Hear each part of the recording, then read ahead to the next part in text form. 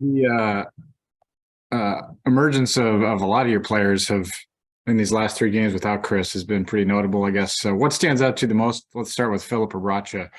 I mean, he's leading the team in scoring, rebounds, assists, and blocks in these last three games. What stands out the most about him? I think it's the ability to play through him. His passing has been spectacular. He was always a great rebounder, a great defender. He could always score.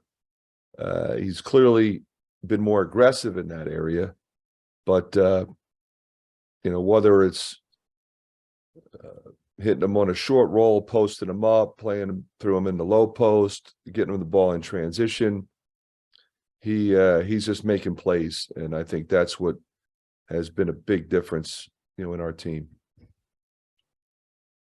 Tom Kickert. Hey, Fran. What are you seeing from Eastern Illinois, I guess, thus far? Well, I think Marty's done a good job. They struggled last year. They had some guys back that were good players. I think his freshman class is really good, and he got some very talented transfers. So I think the combination of that gives him, way more experienced players and way more options than he had last year. I thought they played Ohio State really tough on the road. He's got some guys that can go get buckets. He's got size, depth. He's got some guys that can shoot the ball. So, they won their last game and have played really, really well at times. David Eichholt. Fran, appreciate you taking the time. I know before the season we had talked about what it meant for Connor to get a full, healthy offseason solely dedicated to basketball. He's obviously played spectacular this year. I'm just curious, through 10, 11 games, is his emergence sort of just because of that offseason? I'm just curious what your assessment is, just seeing his game jump to a whole new level this year. Yeah, I think it's a combination of things, that maybe being the most prominent. He's just playing basketball pretty much for the whole year, really getting time in the summer to get in the gym, get in basketball shape.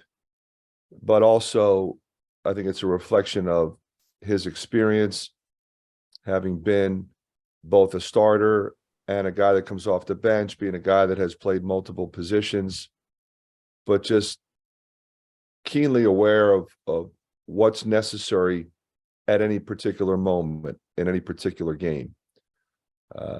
And his leadership on this particular team has been invaluable as well. So I'm not surprised. He's a tough guy. He's a smart player.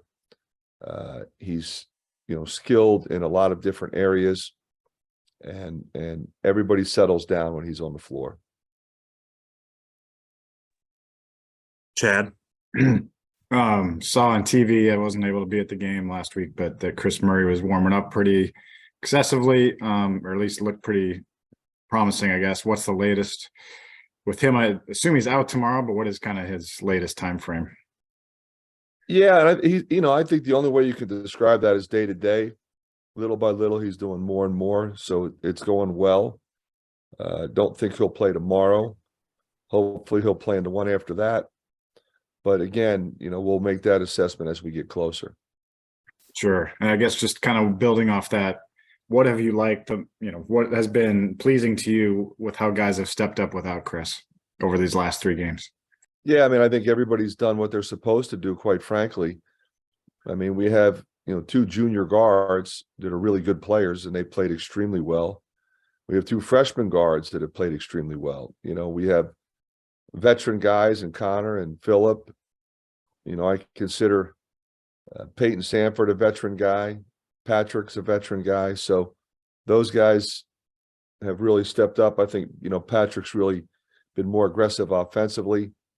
Peyton was great last game. Connor's been spectacular, as you pointed out, and so has Phillip. So, Ogundelay's been good when we've called on him. So has Carter Kingsbury. So, we just, view it as an opportunity for others to get more playing time and have more impact on the game when somebody's out. and that's what we'll continue to do. Mike Halas. Fran, what happens between tomorrow night and when you resume practice? How long a break is it? Is there concern for some of your guys getting home safely? Do some of them stay put? Yeah, I think most of the guys will try to get out of here tomorrow. They might have to stay put. We have a pretty good idea what's going to happen with the weather, but we'll never know for sure. So we'll make good decisions there. I always hope that they get home for a couple days to be with their families, with the exception of 2 years ago when we actually played on Christmas Day. So I think it's important, especially with the intensity of our schedule so far, that they have an opportunity to kind of get away for a minute and have some time with their family and come back ready to go for the remainder of our schedule, which is all Big Ten games. Tom Kakert. Hey, Fran, I wondered, Peyton had such a good game last game. Did you see him kind of more relaxed in practice now after kind of getting back on track, feeling better about himself? To be truthful, he's the same way all the time. He's an aggressive offensive player. He plays extremely hard at both ends. He impacts the game in a variety of ways. And that's all I've ever tried to emphasize with him. Your shots are going to go. Some nights they won't. Just rebound, defend, handle the ball, don't turn it over, make plays for other people. That's who you are. And, when he's hitting, I mean, he's really, really special, which you saw the other night. If he's not, he can still affect the game in incredibly positive ways. So, his approach has been pretty consistent. He's very conscientious. He gets in early. He comes in on off days. He stays late. He watches film. He's a real student of the game in that sense. And he's an incredibly hard worker. Chad. Connor's free throw shooting has been obviously really hot. 19 in a row. He's missed one all year.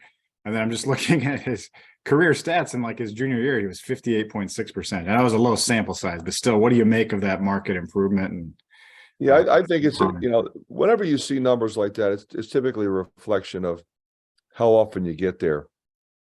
The more you get there, the more comfortable you get. That particular year, he didn't shoot much because we had, 4 really good scorers around him, and his job was to deliver the ball to those guys, which he did. He didn't, even shoot that many threes. But now he's been way more aggressive, so he's going to get fouled, driving the ball. He's posting up more, and they're guarding him differently.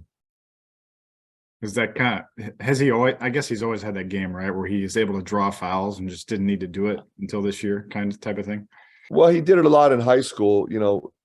His first year, he played predominantly point guard, so, you don't get to the free throw line that much there unless you're, a point guard that's, trying to get 20.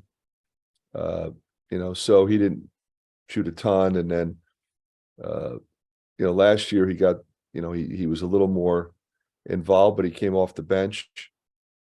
I think it's a function of how aggressive you are offensively. And, pretty much, when he was playing with Luka and with Bohannon and with Wieskamp, most of the stuff we were running was for them. When Tyler Cook was here, when he played with TC, we were running stuff for him. So that's just the way the teams were designed. Any other questions for Coach?